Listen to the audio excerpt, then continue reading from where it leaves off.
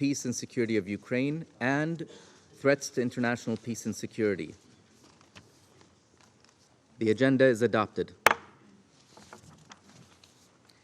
In accordance with Rule 37 of the Council's Provisional Rules of Procedure, I invite the representatives of Latvia, Poland, and Ukraine to participate in this meeting. It is so decided. In accordance with Rule 39 of the Council's Provisional Rules of Procedure, I invite Mr. Martin Griffiths, Under-Secretary General for Humanitarian Affairs and Emergency Relief Coordinator, to participate in this meeting. It is so decided. The Security Council will now begin its consideration of item 2 of the agenda.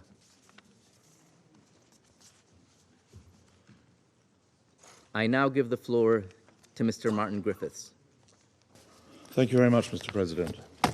Thank you for this chance to speak on this particularly tragic day.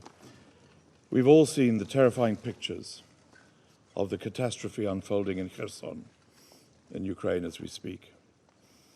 The destruction of the KAJOVKA hydroelectric power plant dam is one of the most significant incidents of damage to civilian infrastructure since the start of the Russian invasion of Ukraine in February 2022. The sheer magnitude of the catastrophe will only become fully realized in the coming days. But it's already clear that it will have grave and far-reaching consequences for thousands of people in southern Ukraine on both sides of the front line through the loss of homes, food, safe water, and livelihoods. Mr. President, the reservoir which is formed by the dam is a lifeline in the region and a critical water source for millions of people, not only in Kherson, but also in Zaporizhzhia and Dnipro oblasts. Ukrainian authorities report that at least 40 settlements are already flooded or partially flooded in Kherson Oblast, and this number is expected to rise in the coming days. Severe impact is also expected in areas controlled by Russian Federation where humanitarians, my colleagues, are still struggling to gain access. Mr. President, the UN and humanitarian organizations have already today stepped up operations to try and address the impacts of this event. An emergency response is underway to provide urgent assistance to over 16,000 affected people. And this support includes drinking water, cash assistance, and psychosocial support. And these efforts are a complement, separate from and in addition to and support to the Ukrainian government's response, which includes the sending of additional equipment like power generators, mobile water filter equipment, and transportation for water trucking, water being such a key issue due to this devastation. Multidisciplinary mobile teams have also been deployed to train and bus stations across the oblast to support those seeking evacuation. And cities in the west are preparing to receive those evacuees, these tragic families. Mr. President, when I last briefed this Council on the situation in Ukraine just 3 weeks ago, I highlighted the civilian death and suffering being caused by the conflict on both sides of the front line. I mentioned then the loss of healthcare, water, electricity, and heating for thousands of people, and the massive numbers of those forcibly displaced. And today's news means that the plight of the people in Ukraine is set to get even worse than those pictures that we saw then. Immediate humanitarian needs are expected to grow as floodwaters move over the coming days and as assessments of the situation and the response continues. The dam is a key source of agricultural irrigation in southern Kherson and the Crimean Peninsula. The sustained flooding displayed on our screens today will disrupt farming activities, damage livestock and fisheries, and bring widespread longer-term consequences. This is a massive blow to a food production sector, which, as we know, is already significantly damaged. We are also particularly concerned about the risks of mine and explosive ordnance contamination, as fast-moving water shifts projectiles to areas previously assessed as safe, thus putting people in further and unpredictable danger. At least 30% of Ukraine's territory is mine-contaminated, according to Ukrainian authorities, with Khersonska Oblast being the most affected in the country. The destruction of the dam may also, of course, negatively affect electricity generation. Additionally, any uncontrolled decrease in the water level of the reservoir may negatively affect the safety of the Zaporizhzhia nuclear power plant downstream. Our colleagues at the IAEA are closely monitoring the situation, and as of this time, no immediate threat has been reported. The United Nations has no access to independent information on the circumstances that led to the destruction in the hydroelectric power plant and dam. Yet, international humanitarian law is very clear. Installations containing dangerous forces such as dams must receive special protection precisely because their destruction can cause severe loss for the civilian population. Constant care must be taken thus to spare civilians and civilian infrastructure throughout all types of military operations. The damage caused by the dam's destruction means that life will become intolerably harder for those already suffering from the conflict. And the consequences of not being able to deliver assistance to the millions of people affected by the flooding in these areas are potentially catastrophic and as yet unmeasured. We stand ready to do everything we can to ensure we reach all those who've been affected and need assistance, but this won't be easy nor straightforward. We're extremely concerned about people in affected areas that we are currently unable to reach. And we're operationally ready at any time to move with interagency convoys and aid personnel into Russian-controlled areas as well, those affected by these events of the day. Mr. President, the people of Ukraine have shown extraordinary resilience. Our urgent humanitarian task is to continue to help them to survive and then to be safe and then to get a future. And we will do so in our terms, the best of our ability. And we stand ready, of course, to keep the Council abreast of any developments. Thank you very much. I thank Mr. Griffiths for his briefing. I now give the floor to Council members who wish to make statements. I give the floor to the representative of the Russian Federation. Mr. President, on the night of June 6th, the Kiev regime committed an unthinkable crime, exploding the dam of the Kakhovka hydroelectric power plant, resulting in an uncontrolled discharge of water downstream on the Dnieper River.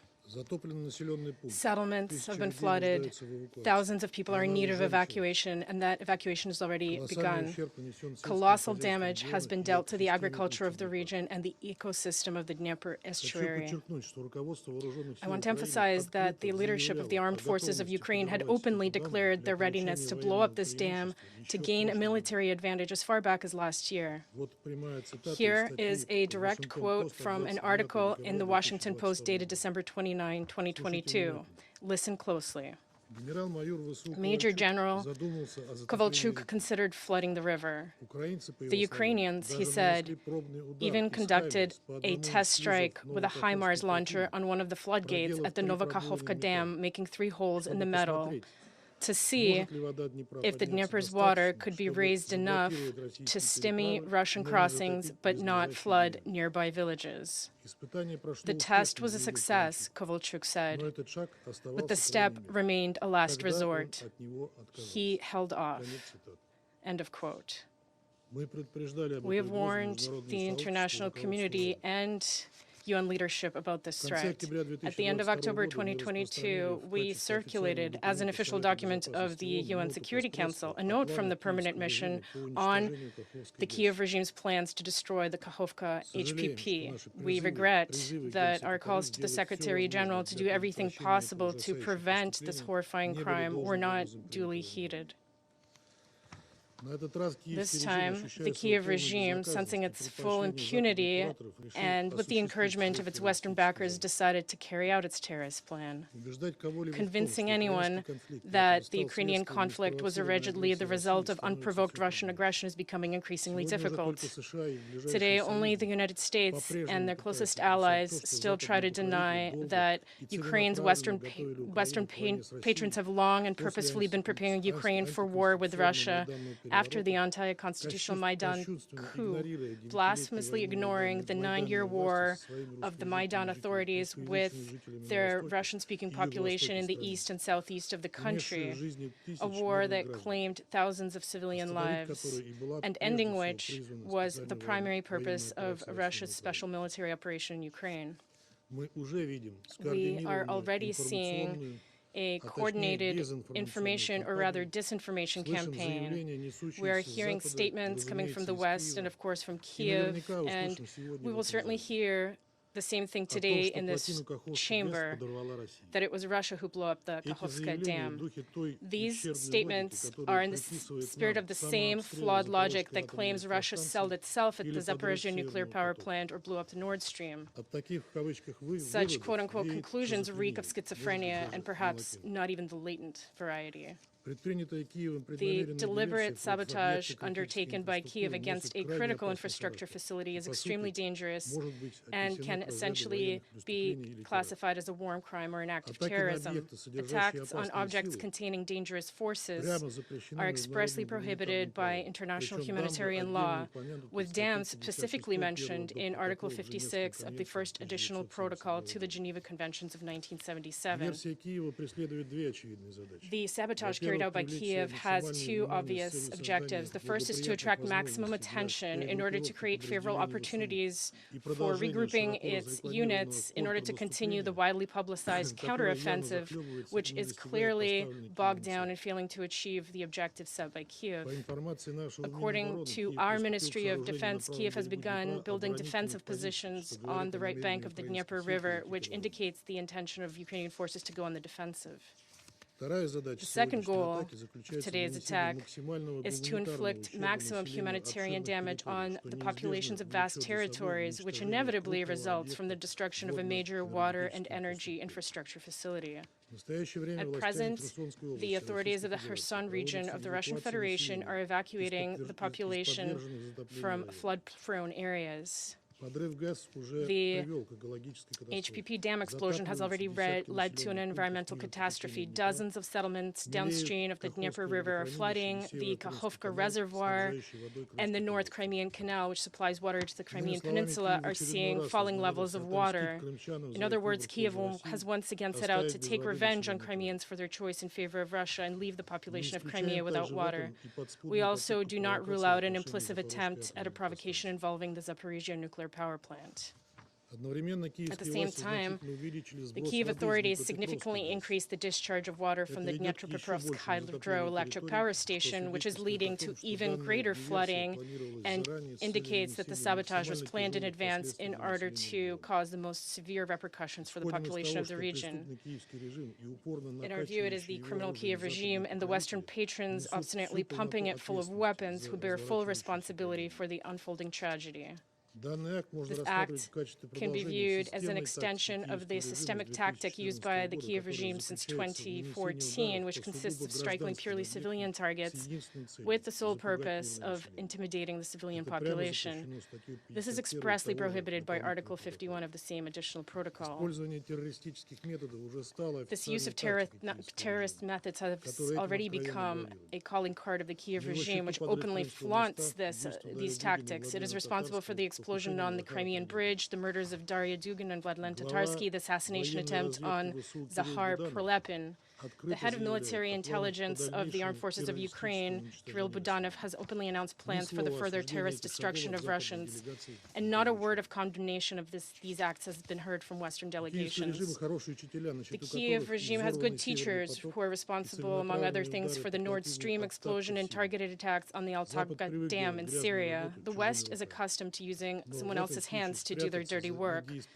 But in this case, hiding behind the incompetent Kiev regime will not work. We understand perfectly well who is actually planning, preparing, and authorizing sabotage of this magnitude. We are deeply bewildered that the UN Secretariat repeatedly fails to condemn the attacks perpetrated by the Kiev regime, citing insufficient information, as was the case, for example, with the shelling of the Zaporizhzhia nuclear power plant by the armed forces of Ukraine, even though it is obvious to everyone from which side they are occurring. At the same time, the Secretariat's leadership does not hesitate to replicate politicized conclusions that supposedly all such crimes are as a result of Russia's actions in Ukraine. This is unacceptable deviation from the principles of objectivity and impartiality that are required of the UN Secretariat's leadership by Article 100 of the UN Charter. We call on the Secretary General to finally provide an objective assessment of the terrorist acts carried out by the Kiev regime and condemn them. We insist on fully establishing all the circumstances of the barbaric attacks on the Kakhovka power plant. We cannot allow a repetition of the tragedy in Bucha or the Nord Stream explosion. Thank you. I thank the representative of the Russian Federation for their statement, and I now give the floor to the representative of Albania. Thank you, Mr. President. Let me also thank USG Griffiths for his briefing. Here we are, once more, with dreadful news coming from Ukraine. A huge hydropower electric dam in the temporary Russian-controlled part of southern Ukraine was blown up, unleashing a significant amount of water now flowing free through the dam and the hydroelectric power plant. You don't need to be a scientist to anticipate the huge consequences. The calculation of the damage or destruction of civilian property will need time, and experts warn already that it will definitely have extensive long-term ecological and environmental negative consequences, not only for Ukraine, but also for neighboring countries and regions. And USG Griffiths already gave us an initial grim picture of that. Not to mention also that as a result, the cooling procedures of the Zaporizhzhia nuclear power plant may be seriously affected. Colleagues, Ukraine has directly accused Russia for the destruction. We just heard Russia claiming the opposite. As the SG stated earlier this morning, the UN has not been able to independently verify the facts, but has clearly established that this is yet another catastrophic consequence of the Russian aggression in Ukraine. As we all know, there are two parallel wars going on. Russia's war of choice, that is killing civilians, committing crimes and destroying the entire country, and the propaganda war it's waging, trying to fool the world through a totally biased and intentionally distorted narrative, despite a serious recurrent issue of credibility. Let's look closer to it. How many times have we heard in January and February last year that Russia had no intention to attack Ukraine until it shamelessly did? How many times have we heard, including in this room, that everything happening since February 2022 is solely and entirely the fault of Ukraine, which we know it isn't? How many times have we heard that the despicable crimes committed in Bucha were staged? The UN Commission of Inquiry and other credible reports have concluded otherwise. Didn't we hear endlessly that Russia never attacked civilians, except for the 20,000 Ukrainians killed or wounded and those millions uprooted for their homes? Didn't they say that Russia never forcefully deported children to give them for adoption in Russia? The ICC and OSCE Moscow mechanism have proved otherwise and reached different conclusions.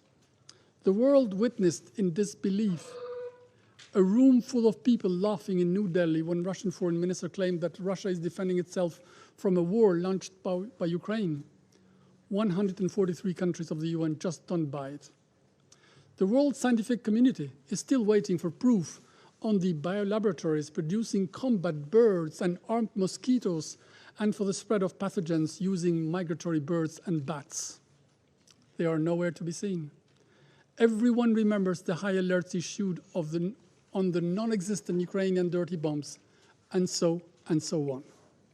Therefore, the simple question we have is, why would then the destruction of the dam be otherwise when we have witnessed day and night that Russia has not spared anything to inflict as much as possible damage to the civilian and critical infrastructure in Ukraine?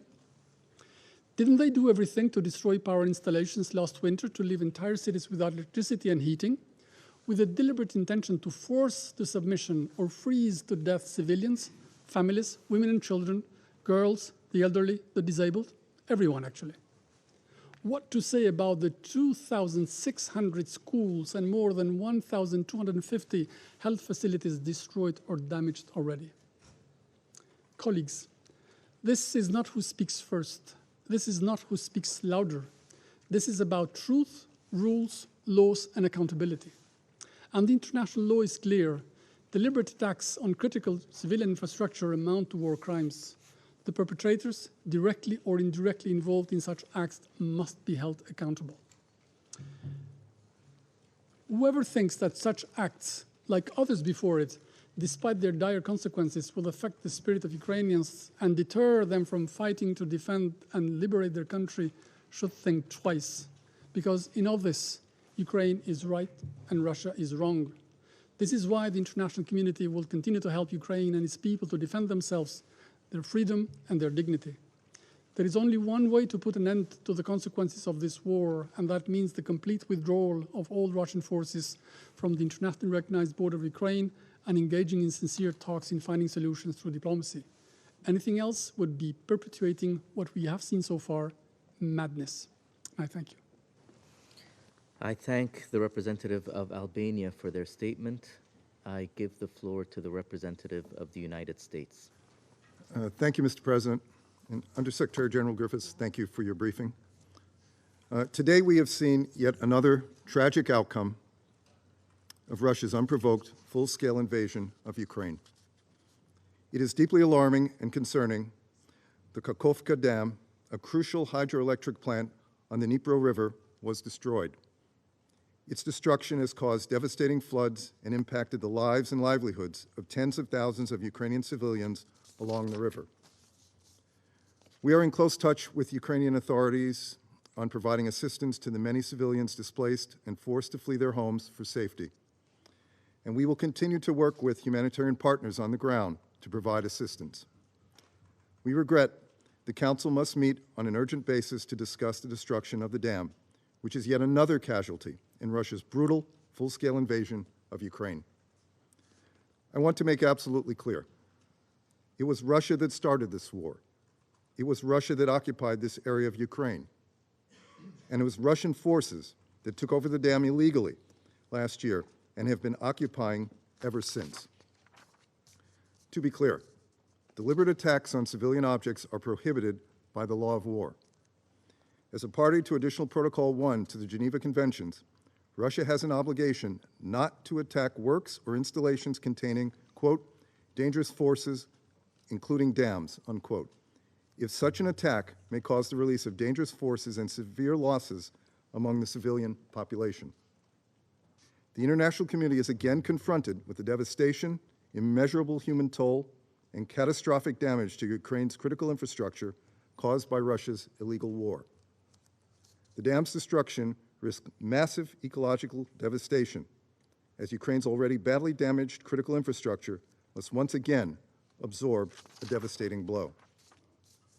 Those downstream are under flood risk. The water supply to southern Ukraine, including Crimea, is at risk.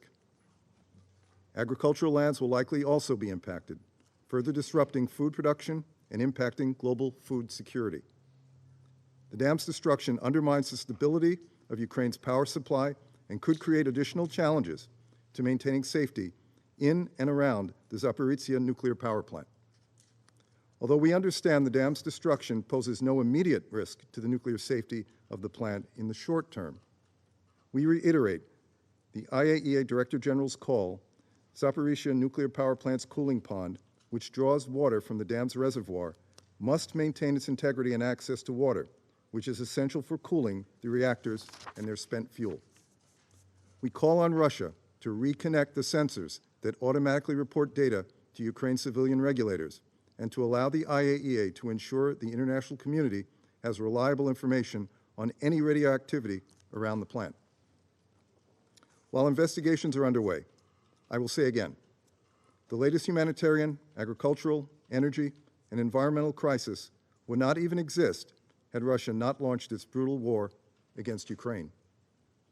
Russia's full-scale invasion continues to put innocent lives at risk and decimate the infrastructure, livelihoods, and safety of the Ukrainian people. The United States will continue to work with the international community to hold Russia to account for its aggression. We will continue to support Ukraine to defend itself in the face of the Kremlin's brutality. The way forward is clear. Russia must withdraw its troops from Ukraine's internationally recognized borders. It must end this war, and it must end the untold human suffering it has wrought. Thank you, Mr. President. I thank the representative of the United States for their statement. I give the floor to the representative of the United Kingdom. Thank you, President. And I'm grateful to Under-Secretary General Griffiths for his briefing.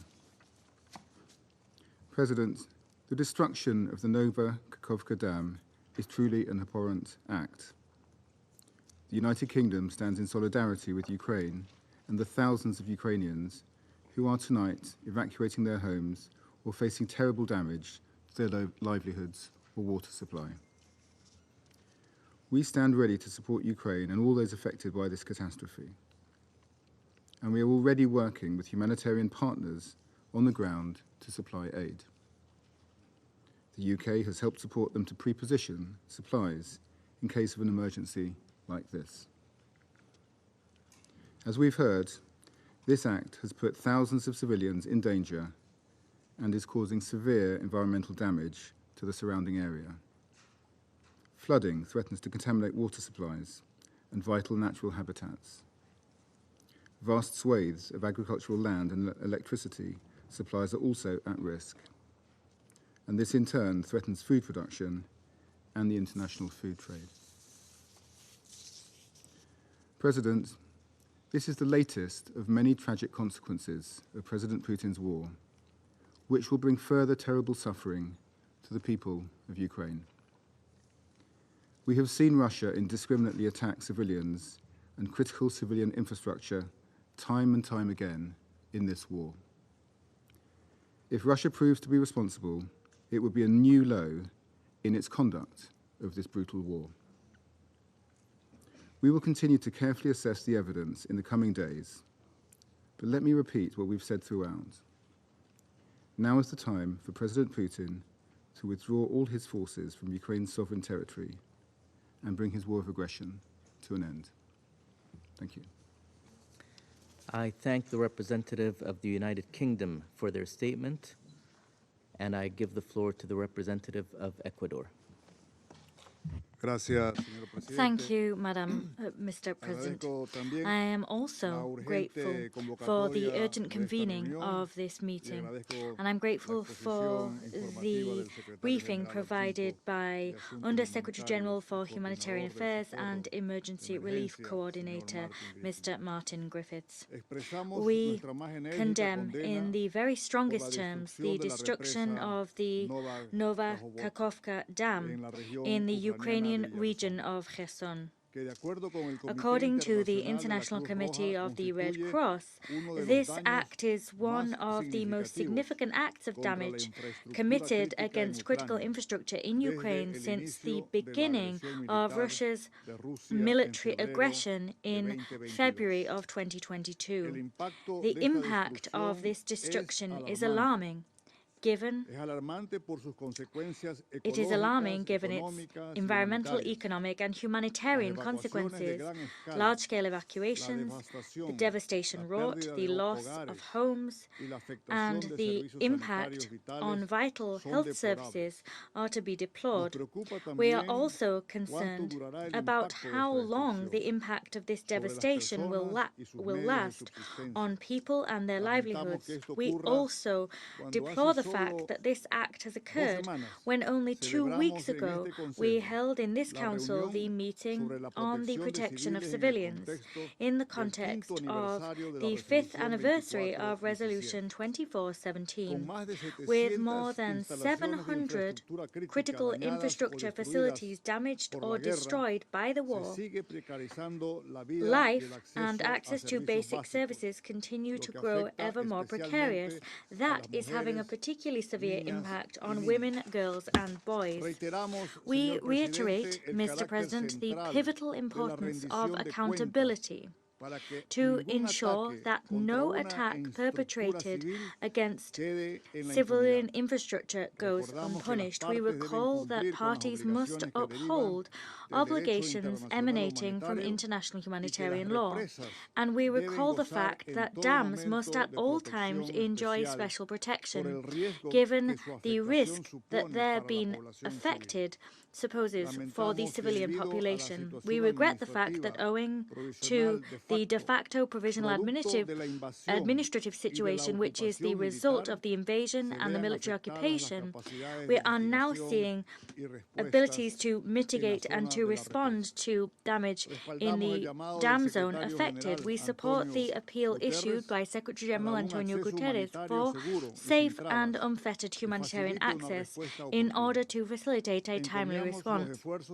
We laud the efforts undertaken by the United Nations and its humanitarian partners to provide vital assistance. This includes drinking water. We also express our appreciation for the prompt reaction seen on the part of the Director General of the IAEA.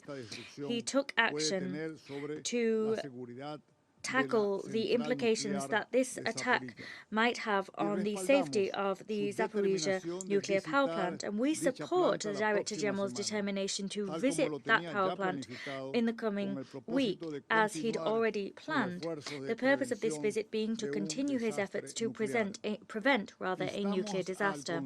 We urge the Security Council to support the Secretary General and to equip him with all tools necessary to bolster his endeavors in crucial arenas in relation to this war. Finally, we reiterate the fact that Russia has the obligation to withdraw its occupying troops from Ukraine. Thank you very much. I thank the representative of Ecuador for their statement, and I give the floor to the representative of France. Mr. President, I wish to thank Mr. Griffiths for his briefing. The partial destruction of the KAJOVKA dam, which occurred last night in the Kherson region, is a particularly serious act. The act illustrates once again the devastating consequences of the Russian aggression, in particular for Ukrainian civilian infrastructure. None of this would have occurred if Russian troops had not invaded Ukraine and if Russia had upheld the United Nations Charter.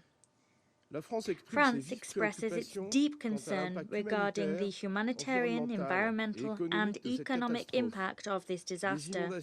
Mass flooding is to be deplored in several tens of settlements. Thousands of Ukrainian people have had to be evacuated. France is ready to heed the calls of Ukrainian authorities for aid to be extended to those affected. The destruction of the dam further heightens risks posed to security and safety systems in the Zaporizhia plant. France expresses its full support for the efforts undertaken by the Director General of the IAEA as he strives to preserve the integrity of the Zaporizhia site. France once again calls upon Russia to completely, immediately and unconditionally withdraw its armed forces from Ukrainian territory in its entirety.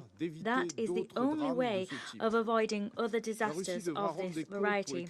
Russia will have to be held accountable for crimes committed in Ukraine. It will have to pay for the long-term reconstruction of Ukraine. It is for that reason that in Reykjavik, the Council of Europe heeded the appeal issued by the General Assembly and Ukraine and created created a register documenting damage wrought. It is an important step. We call upon all states to join it.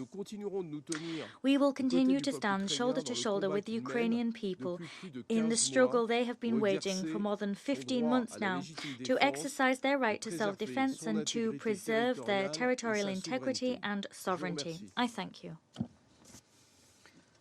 I thank the representative of France for their statement. I give the floor to the representative of Japan. Thank you, Mr. President.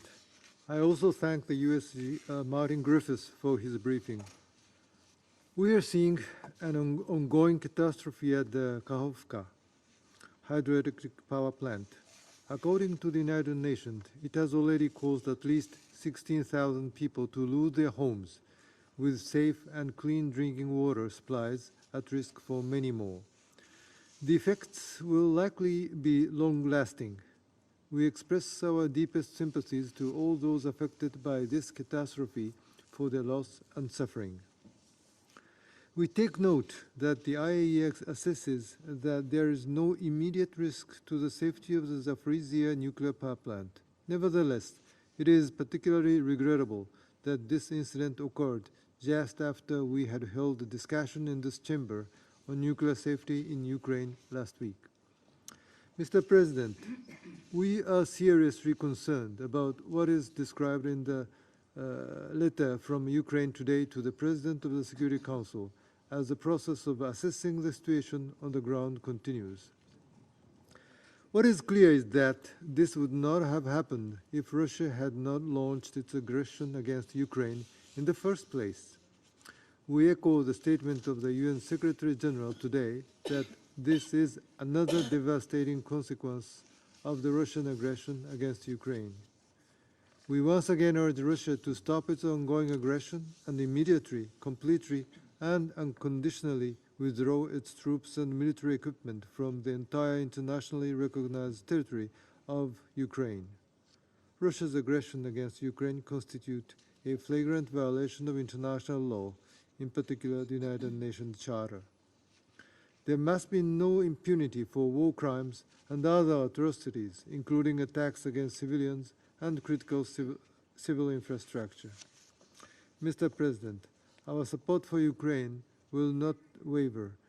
We are renewing our commitment to provide the financial, humanitarian, military, and diplomatic support Ukraine requires for as long as it takes. I thank you. I thank the representative of Japan for their statement, and I give the floor to the representative of Ghana. I thank you, Mr. President. I also thank the Under-Secretary General, Mr. Martin Griffiths, for his statement. My delegation is deeply alarmed by emerging reports of extensive damage to the KAJOVKA hydropower plant and its consequential flooding of several settlements in the Kherson region.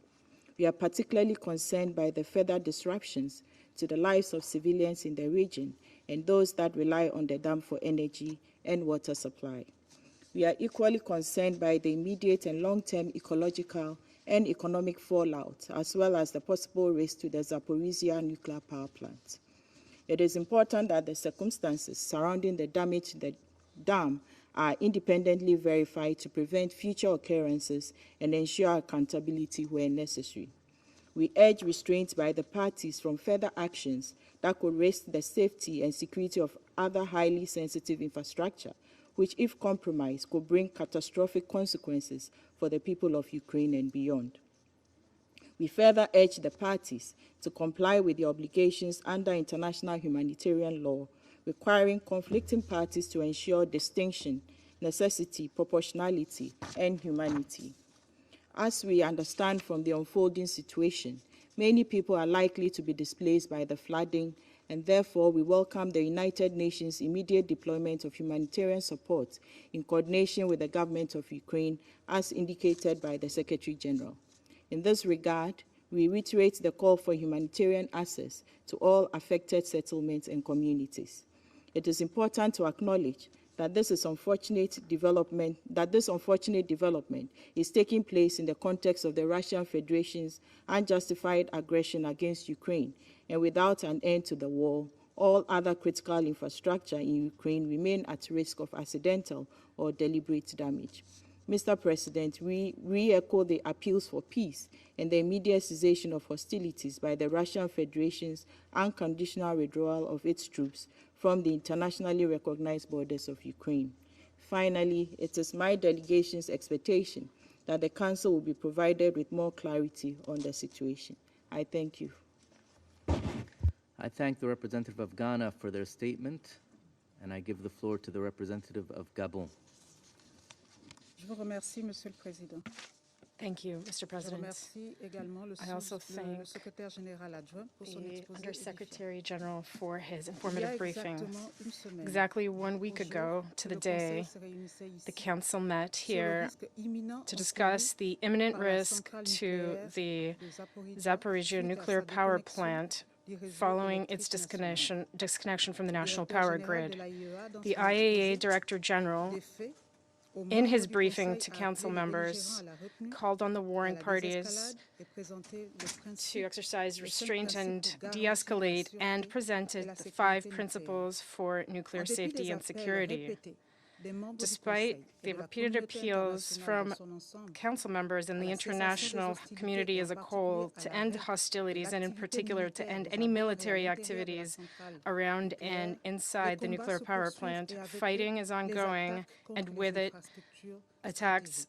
on critical L'attaque contre le infrastructure. barrage hydroélectrique de The attack KAJOVKA, on the KAJOVKA situé dans la région de hydroelectric dam Kherson, in the est un Kherson acte qui region ajoute à is an act l'incertitude that quant à la sécurité creates et la further sûreté de la uncertainty centrale nucléaire de regarding the Zaporizhia, safety and security qui of the en tire une Zaporizhia partie de nuclear l'énergie power sur- plant, servant which au refroidissement de ces réacteurs. draws part of the energy Nous used to nous cool its félicitons de la reactors from réactivité des there. experts de l'AIEA, We dont la commend présence the sur responsiveness of place IAEA a experts permis whose le presence on the déploiement ground immédiat allowed d'une for équipe an sur les immediate lieux du deployment of a Il est à team on the site espérer of que the la situation disaster. pourra être endiguée We dans hope les that the meilleurs situation délais, can be contained as contenir quickly les as risques possible in potentiels. order to Monsieur le limit any Président, nous potential sommes risks. profondément préoccupés par Mr. cette President, attaque we are contre deeply une concerned by infrastructure this civile attack against et civilian redoutons les infrastructure, and we conséquences fear the potentielles potential sur les consequences that populations this could have à on civilian l'activité populations, économique dans la région economic et à activity in the region, l'environnement, and the comme le secrétaire environment, général adjoint as vient si the bien de le décrire. USG has À just l'heure où nous eloquently nous described. réunissons, plus de 16 As 000 we meet, more than civils sont en train d'être 16,000 évacués des zones civilians touchées. are being evacuated Ces from milliers de affected personnes areas. These sinistrées thousands of s'ajoutent aux millions de affected personnes en people besoin humanitaire. are in addition to the Ceci millions in need of complexifie humanitarian de assistance. plus, And de plus this belle makes the la situation situation even humanitaire dans le more pays. complicated. Nous sommes Mon pays réitère My que les country centrales nucléaires et les reiterates that installations nuclear hydroélectriques and sont des hydroelectric infrastructures power civiles plants are protégées civilian par le droit infrastructure protected international under humanitaire. international humanitarian law. Les belligérants doivent s'y The conformer warring parties et s'abstenir de toute attaque must contre ces infrastructures comply with the essentielles. principles governing Nous this and réitérons abstain from également any notre attacks soutien à on l'AIEA critical et infrastructure. reconnaissons son We rôle de reiterate premier our plan support to the pour le IAEA maintien and de la recognize sûreté its et de leading la role sécurité des in the installations maintenance nucléaires of the safety and et security of exhortons les nuclear parties à facilities, coopérer and we call on the pleinement parties to avec fully l'AIEA. cooperate with the Nous IAEA. réitérons notre appel au We dialogue reiterate our en call vue for de trouver une dialogue with a solution view to diplomatique finding a à cette diplomatic guerre solution qui to n'a que this trop war, duré. which has lasted for Nous too continuons long. d'encourager les We initiatives continue to qui visent à encourage amener les initiatives parties à that la seek to négociation pour bring parvenir the à la parties paix back et à to la the negotiating coexistence table in pacifique. order Je to vous achieve remercie. peace and peaceful coexistence. I Thank you. thank the representative of Gabon for their statement, and I give the floor to the representative of Brazil. Thank you, Mr. President. I thank USG Martin Griffiths for his briefing. Brazil extends its solidarity to the people affected by the collapse of the dam at the Kharkov hydroelectric power plant. In view of the seriousness of the incident and its potential consequences, we consider evacuation efforts in the areas downstream of the Dnieper River to be a priority and urge the parties to the conflict in Ukraine to facilitate access for rescue teams and humanitarian workers. We express our concern about the risks that the incident poses to the safety of the Zaporizhia nuclear power plant. Even though the IAEA considers that there is no immediate danger, the possibility that the rupture of the dam affects the supply of water for cooling reactors and nuclear waste is a reminder of how close we may be to a nuclear catastrophe. We encourage parties to refrain from actions that could lead to this scenario and to increase their engagement with the IAEA to ensure the safety of nuclear facilities. We also regret the environmental damage to the lower Dnieper and the surrounding area. The recovery of the affected region may require years of efforts. We consider it essential to investigate the incident and hold those involved accountable. More important, however, is to bear in mind that the rupture of the dam would not have occurred if Russia and Ukraine were at peace. Prolonged hostilities are likely to lead to further tragedies in the future.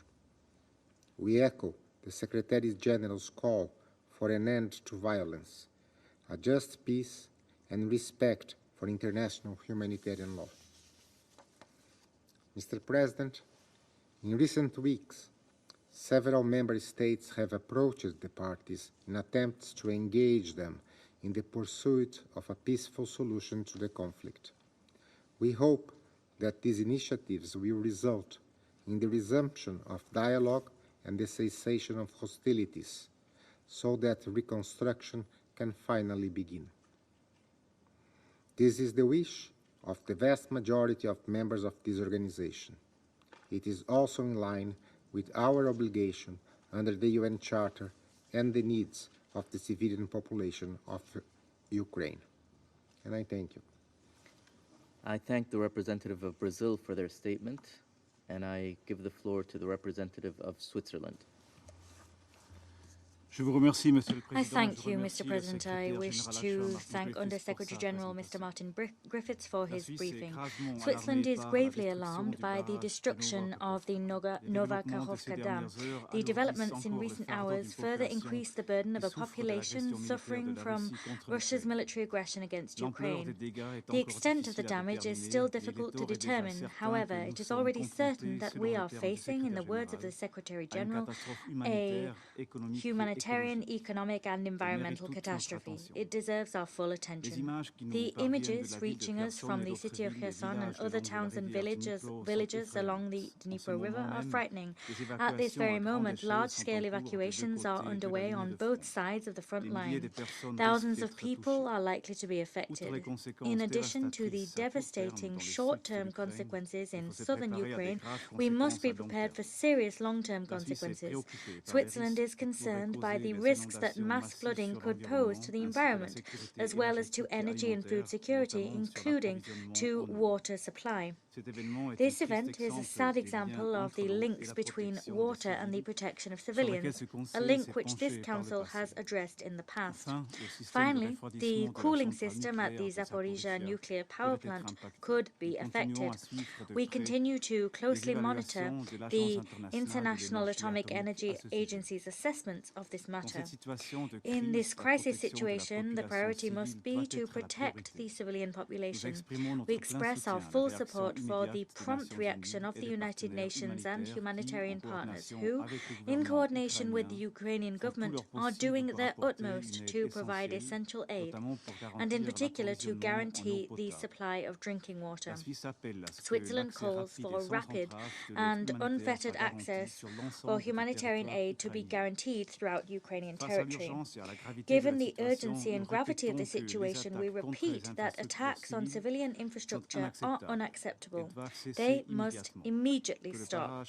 Whether the Nova Kajovka Dam is considered to be a civilian facility or a military objective, it is protected under the rules of international humanitarian law. Violations of these rules cannot be tolerated. Those responsible must be identified and held to account. We also reiterate our call for full respect for international law, including the UN Charter. Moreover, we call upon Russia to immediately de-escalate the situation and to withdraw its troops from Ukrainian territory without delay. Failure to respect international law in general and international humanitarian law and human rights in particular undermines the very foundations of international security and the security of us all. We must never forget that. I thank you. I thank the representative of Switzerland for their statement. I give the floor to the representative of Malta. Thank you, President. And I also thank USG Griffiths for his sobering briefing. Malta is seriously concerned about the latest developments and strongly condemns the attack on the KAJOVKA hydroelectric power plant dam. This is another attack against Ukrainian civilian critical infrastructure, and yet another flagrant violation of international law and international humanitarian law. The resulting flooding from the destruction of the dam has caused catastrophic damage. It has put at risk the lives of civilians, further aggravating the humanitarian situation in the country. As we have heard earlier today by USG Griffiths, reaching those in need of assistance will not be easy or straightforward. Thousands of people are at risk. People living in low-lying parts of the city of Kherson, less than 50 miles downstream, have been warned to evacuate as quickly as possible and seek shelter on high ground. 8 villages have been completely flooded, with more expected to flood as we speak. At least 16,000 people have lost their homes, with safe and clean drinking water supplies in jeopardy for thousands more. This attack has also brought with it irreversible environmental consequences. The river has now been contaminated with 150 tons of industrial lubricant. Furthermore, dropping water levels of the dam affect access to one of the main critical cooling sources for the reactors at Zaporizhzhia nuclear power plant and put at risk the proper functioning of the safety and security systems of the plant. This violates in every possible way the 5 principles for ensuring nuclear security and the safety of the IAEA. President, we emphasize that civilians and civilian infrastructure are not a target and must not be a target. Intentionally targeting them constitutes a war crime. Malta stresses its determination to make sure that the perpetrators of such crimes are held accountable in line with international law. Accountability must be our priority, and perpetrators must know that justice will ultimately prevail. In the meantime, Malta will continue to support all efforts to address the consequences of Russia's aggression. We once again urge Russia to immediately cease all hostilities and unconditionally, completely, and immediately withdraw all its forces and military equipment from the entire territory of Ukraine within its internationally recognized borders. We continue to express our equivocal support to Ukraine's sovereignty and territorial integrity and deplore any behavior that seeks to escalate the conflict further. I thank you. I thank the representative of Malta for their statement, and I give the floor to the representative of Mozambique. Thank you, Mr. President. I thank the presidency for promptly convening this briefing to the Council at the request of both Russian Federation and Ukraine. I thank Undersecretary General Martin Griffiths for his update on this worrying situation. I acknowledge the attendance in this meeting of the permanent representative of Ukraine. Mr. President, while there are still conflicting accounts on the attribution and the apportion of blame and indeed of the causes of the damage to the hydro dam, there should be no reservation in condemning it if it is confirmed that it was due to a deliberate act of sabotage. As the scramble to contain the humanitarian and ecological fallout of the damage, the sad reality is that this act, if proven deliberate and premeditated, adds another reckless dimension to the steadily escalatory trend in this conflict. It comes as there is no end in sight to the hostilities after 16 months of conflict and amidst reports of increased battlefield activity. Mozambique warns of the global repercussion of the looming environmental disaster, particularly to populations and ecosystems in the immediate vicinity of the incident, but also to an already strained global food and grain supply chain. Mr. President, the deliberate weaponization and targeting of civilian infrastructure in times of war is a violation of international humanitarian law, as repeatedly stated by various Council products and relevant international treaties, such as the Additional Protocol 1 of 1977 of the Geneva Conventions, which I quote, prohibits methods of warfare that are intended or may be expected to cause widespread, long-term, and severe damage to the natural environment, end of quote. Parties must know that they should be accountable for these acts. Mozambique recognized the importance of both parties calling the Council's attention to the ongoing emergency.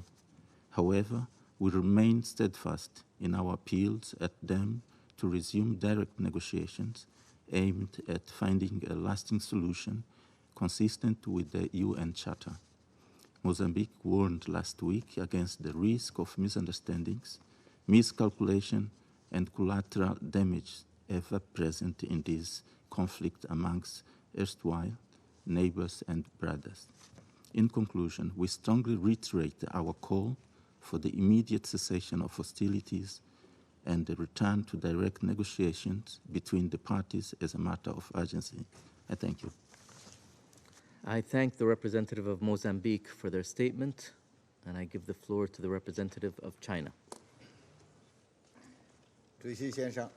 Mr. President, I'd like to start by thanking you for convening this emergency meeting.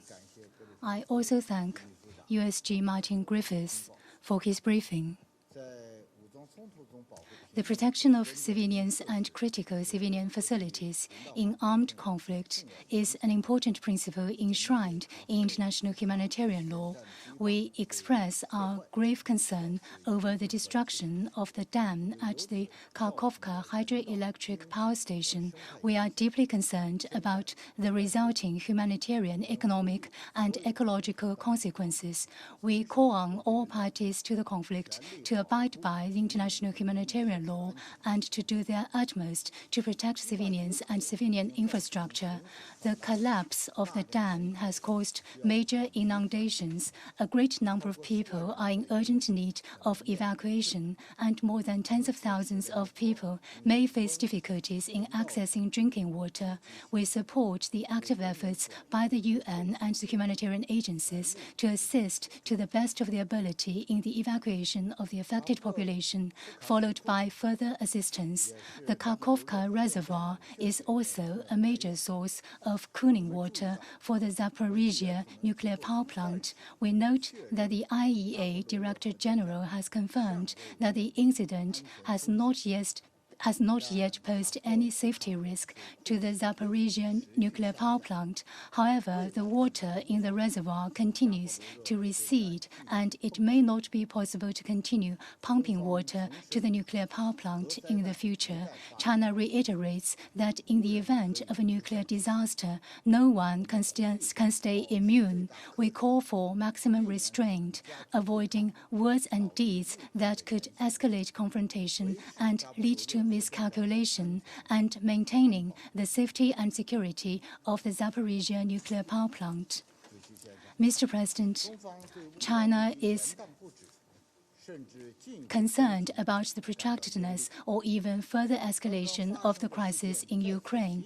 What has just happened reminds us once again that anything can happen in a conflict situation.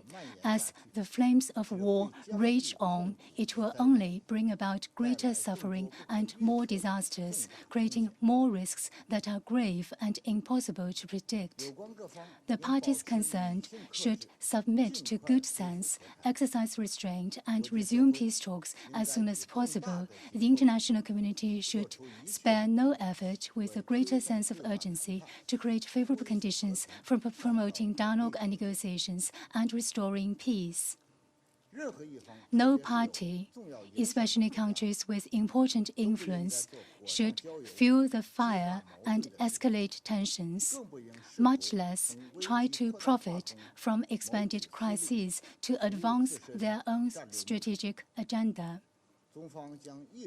China will continue to stand on the side of peace and, alongside partners concerned, make unremitting efforts to promote peace talks and achieve a political settlement of the Ukrainian crisis. I thank you, Mr. President. I thank the representative of China for their statement. I shall now make a statement in my capacity as the representative of the United Arab Emirates. I would like to thank Undersecretary General Griffiths for his valuable briefing today. The destruction of parts of the KAJOVKA hydroelectric power plant and dam has led to large-scale flooding from the reservoir with wide-ranging and serious consequences. The Nova KAJOVKA reservoir was so large locals referred to it as the KAJOVKA Sea, and it provided water for drinking, industrial activities, and agriculture. The reservoir is also the source of the water required to cool the Zaporizhia nuclear power plant. The destruction of the dam has created an ecological, humanitarian, and nuclear safety risk. International humanitarian law could not be more clear about the need to protect dams in times of conflict. Like nuclear power plants, dams are afforded special protection against attack, even if there is a military objective, due to the dangerous forces contained therein and the risks to civilian populations. We further recall the fundamental principles of necessity, proportionality, and distinction, and note that the destruction of part of the dam has led to significant damage to other civilian infrastructure due to flooding. This Council also reaffirmed in Resolution 2417 the need to spare from harm the means of food production, such as farms, many of which have been destroyed by the flooding. All parties must comply with their obligations under international law. The destruction of the dam also increases the risk of an unimaginable nuclear accident. The Nova KAJOVKA reservoir played a crucial role in cooling the Zaporizhia nuclear power plant. According to the IAEA, the plant is now relying on the backup cooling pool for this critical function. Since the start of this war, the world has narrowly avoided nuclear disaster more than once. This act has only further increased the risks. As an immediate step, we encourage all parties to work with the IAEA to ensure that the cooling mechanism is functioning and that there are appropriate backup systems in place. We also urge all parties to cooperate with the IAEA to de-escalate the situation in the area of the plant and ensure its long-term safe functioning. The humanitarian consequences of the destruction of the dam are significant. Already 16,000 people, including thousands of children, are reported to have been forced to evacuate their homes, and evacuations continue, including in parts of Kherson City. These evacuations are particularly challenging for the elderly. We've heard from Undersecretary Griffiths that 40 villages are already submerged or partially submerged, with more at risk. The town of Nova KAJOVKA is already submerged. There are reports of water contamination and civilian water systems being damaged. The UN is providing emergency drinking water and purification tablets to affected people. Conflict and challenges to the export of Ukrainian grain have impacted global food security. Floods have damaged farmland, and there are reports that farm animals that could not be evacuated have drowned. The damage to a productive farming region puts further strain on an already challenged global food system. We call upon all parties to ensure the safety of those that have been displaced and enable humanitarian organizations to provide assistance to those impacted by the flood. The UAE reiterates that the cessation of hostilities throughout Ukraine is the only certain way to prevent further harm to the civilian population and prevent a nuclear disaster. We call for de-escalation and dialogue to drive this conflict towards a peaceful, sustainable solution in line with the UN Charter, and we stand willing to support any serious efforts to this end. I resume my function as President of the Council. I now give the floor to the representative of Ukraine. Well, thank you, Mr. President. Distinguished members of the Security Council, Under-Secretary General, I also recognize the representative of Putin's terrorist regime in the permanent seat of the Soviet Union. My delegation requested this urgent meeting of the Security Council as this regime has detonated a bomb of mass environmental destruction which has led to the largest man-made disaster in Europe in decades. On the night of June the 6th, the Russian Federation blew up the dam of the KAJOVKA hydroelectric power plant, which is located in the temporarily occupied territory of the Kherson region. This is a terrorist act against Ukrainian critical infrastructure that aims at causing as many civilian casualties and as much destruction as possible. By resorting to scorched earth tactics, or in this case to flooded earth tactics, the Russian occupiers have effectively recognized that the captured territory does not belong to them and they are not able to hold these lands. The terrorist attack on the KAJOVKA HPP was previously discussed intensely at the level of the occupation forces in the Kherson region. Propagandists on Russian television and in the Russian Ministry of Foreign Affairs, which indicates that it was planned well in advance. The letter circulated by Putin's envoy last October was an element of this ground-setting strategy. The Russian statement today has therefore been predictably deceitful. We have observed the same technique of blaming the victim for your own crimes, and there was little chance that the country which desperately denied its war crimes in Mariupol, Bucha, Izum, Zaporizhzhia, and BP would acknowledge responsibility for today's technological disaster. Let me note that Russia has been controlling the dam and the entire KAJOVKA HPP for more than a year. It is physically impossible to blow it up somehow from the outside by shelling. It was mined by the Russian occupiers, and they blew it up. About to bite the dust in the front, here in the United Nations Security Council chamber, Russia is floundering again in the mud of lies. It speaks volumes that 1 week before the KAJOVKA HPP was blown up, on May the 30th, the Russian government adopted a decision envisaging that technical investigations would not be carried out into accidents at hazardous production facilities and hydraulic facilities that occurred as a result of, I quote, military operations, sabotage, and acts of terrorism, end of quote. The explosion of the dam of the KAJOVKA HPP is an act of ecological and technological terrorism, the biggest technological disaster in Europe in recent decades, and yet another example of Russia's genocide against Ukrainians. This is the Kremlin's response to countries calling for peace talks with the Russian Federation.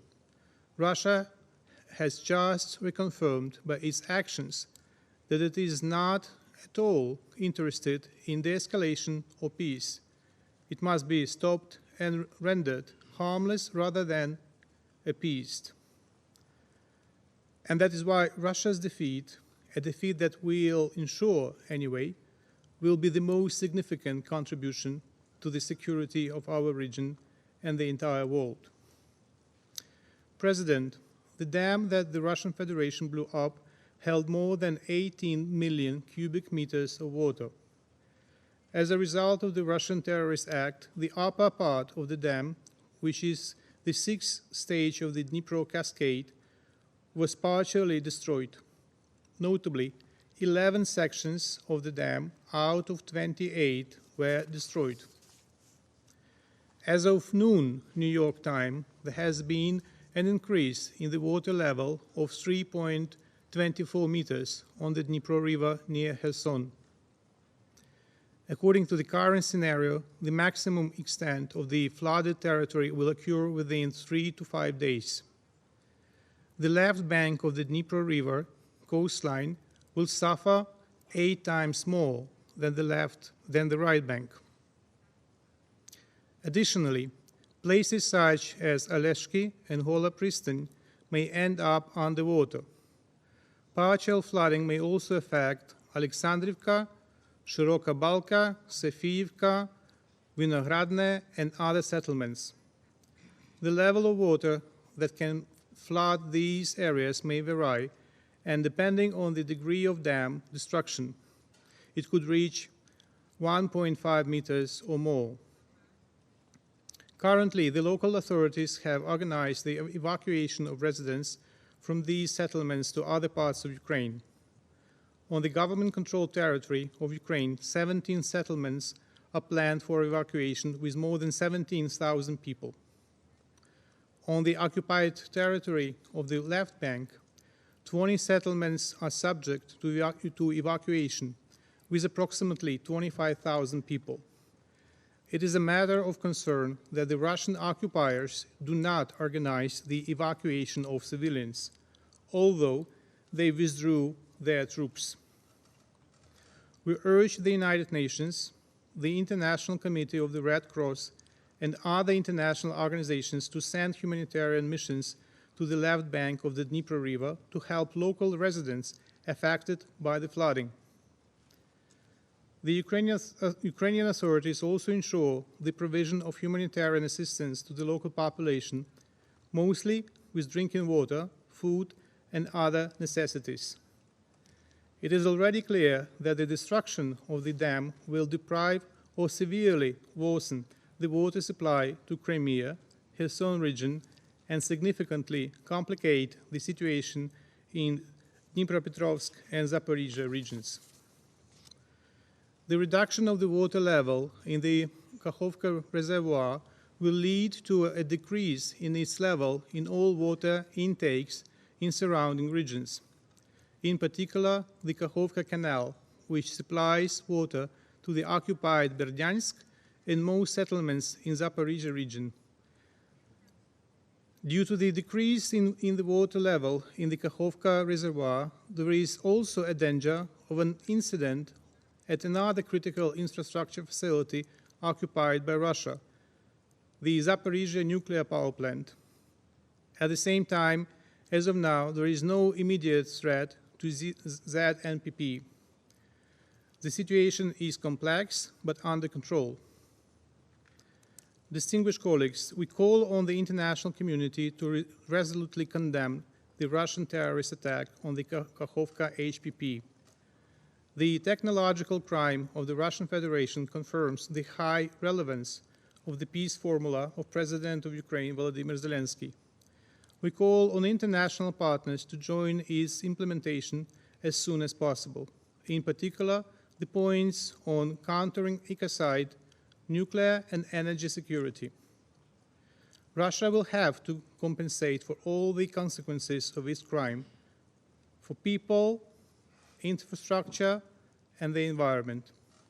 I thank you. I thank the representative of Ukraine for their statement. I now give the floor to the representative of Latvia. Thank you, Mr. President. I am speaking on behalf of the Baltic states, Estonia, Lithuania, and my own country, Latvia. We thank USG Martin Griffiths for his briefing.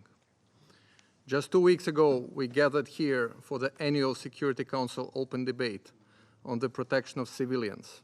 But sadly, today we are here to condemn in the strongest possible terms another deliberate attack on civilians and civilian infrastructure by the Russian Federation, namely the destruction of the Kakhovka Dam in the Kherson region of Ukraine. It is another piece of the chain of the war crimes committed by Russia. The Kakhovka Dam has been under the occupation of the Russian Federation since it started the unjustified and unprovoked aggression against Ukraine. Russia has a track record of violating international humanitarian law and committing countless war crimes, including attacks against civilians and critical civilian infrastructure. Such an irresponsible and barbaric act as the destruction of Kakhovka Dam has prompted the displacement of the thousands of civilians, creating another humanitarian crisis and an environmental disaster of proportions still to be fully revealed. We might be witnessing indeed an ecocide. As a direct consequence of Russia's attack today, at least 17,000 people have already lost their homes and will be many more to come.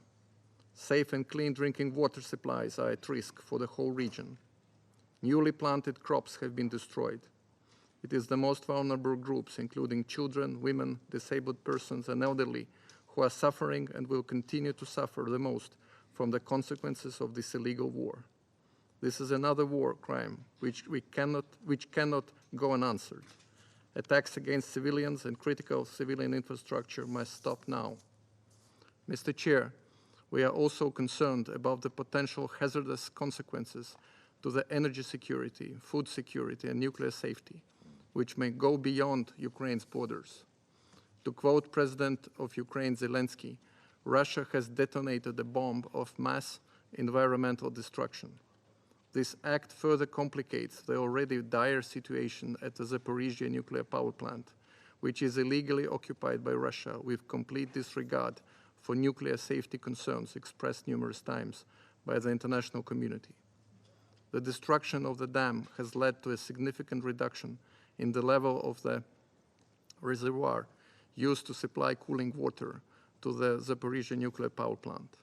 Russia must immediately return control to the Zaporizhzhia nuclear power plant to Ukraine, which would allow for effective crisis management efforts with full involvement of the IAEA. Against this backdrop, we commend the humanitarians who are providing the life-saving assistance to the people in need. It is crucial to maintain safe and secure humanitarian access. As it has been stated in the statement by the High Representative Joseph Borrell and the Commissioner for Crisis Management, Janusz Lenarčič, today, the EU is ready to provide immediate assistance to Ukrainian authorities and address any immediate needs, including food and drinking water.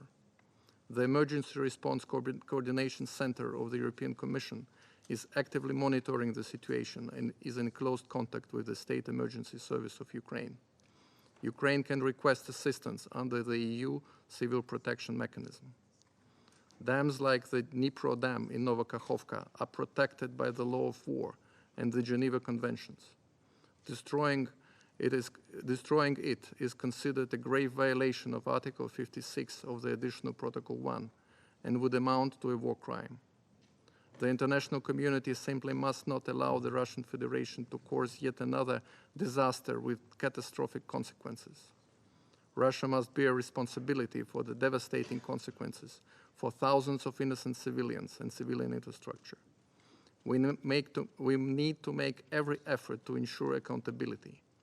Launching the International Register of Damage caused by the aggression of the Russian Federation against Ukraine of the Council of Europe is a concrete step in this direction. Importantly, we need to prosecute Russia's leadership for the crime of aggression at the Special Tribunal for the crime of aggression. The sooner Russia realizes it has lost the war, the better. It is a choice that Russia can make. We call on Russia today to withdraw its troops from Ukraine and stop this criminal war now. I thank you, Mr. President. I thank the representative of Latvia for their statement.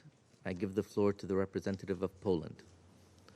Mr. President, Allow me to start by thanking you for convening this urgent meeting, as well as Undersecretary Martin Griffiths for his briefing. The issue at hand is of particular importance for Poland, a country that is an immediate neighbor of Ukraine. The consequences of the ongoing war, including humanitarian emergency and environmental disasters, affect also my country, as a witness of the sufferings of the Ukrainian people and hub of international humanitarian assistance. Poland strongly condemns the blowing up of the dam spanning at the Dnipro River in Nowa Kachowka. It is yet another outrageous act of Russian barbarity in the Ukrainians' occupied territories, a grave violation of basic norms of humanitarian and environmental protection law, and an apparent war crime. This act poses a direct threat to the lives of civilians living along the Dnipro banks downstream from the dam and to the operation of the Zaporizhzhia nuclear power plant. It also brings the prospect of an environmental disaster with unprecedented consequences of the regional scale, which will reverberate across Europe. The attack intensifies material losses and will result in further forced displacement of the local population on a mass scale.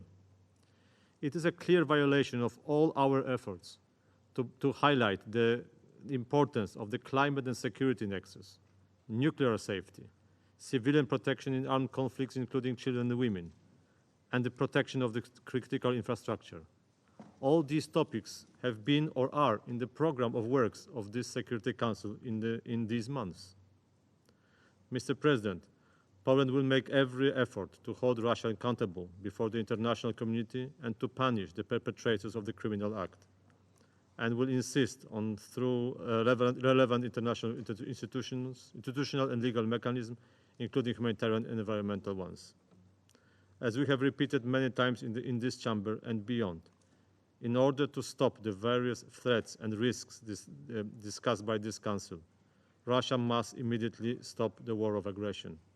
And Ukraine deserves every assistance needed. We call on the Security Council members and the broader international community to stand by the values and norms of international law and those lead us to the just peace. Thank you for your attention. I thank the representative of Poland for their statement. There are no more names inscribed on the list of speakers. The meeting is adjourned.